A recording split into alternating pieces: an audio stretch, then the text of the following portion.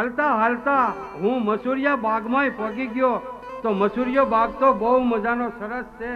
હાલ અહીંયા જ ઘોડીલાનું સ્થાપન કરો, ભજન અને સત્સંગ કરો અને ધૂપ ધુવાડો કરીને રામાપીરનું ભજન અહીંયા જ કરો. અરજી વાટીએ મસૂરિયા બાગમાં જે રામદેવજી બાપાનો કપડાનો ઘોડીલો હતો એમનું સ્થાપન કર્યું છે. નિજો રોપ્યો છે, ધૂપ દીપ કર્યા છે. અરજી વાટી રામદેવજી બાપાના ભજન ગાય છે, પણ તેથી ભજન કેવા હતા?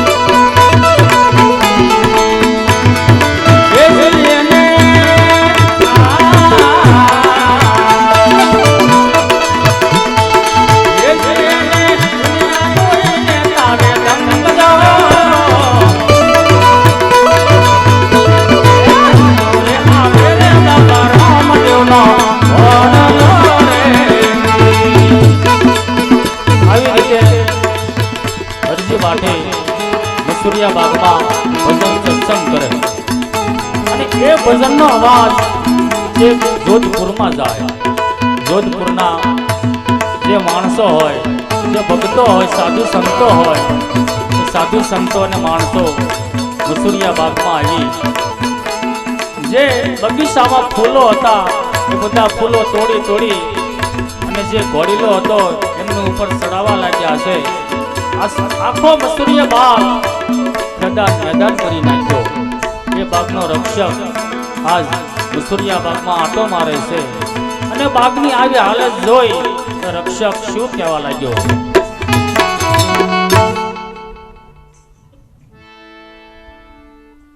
અરે હું એક દિવસ બહાર ગામ ગયો, ક્યાં મસૂરિયા બાગને આવ ખેદાન મેદાન કરી નાખ્યો અને આ સાધુ સંતો આ બધા હું આયા મેદની કરી છે.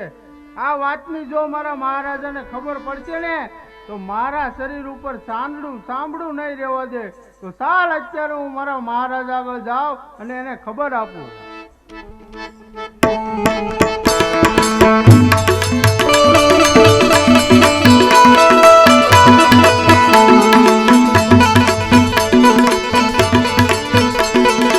આજ સાને પરસો બતાવ્યો ગોડલિયાને માથે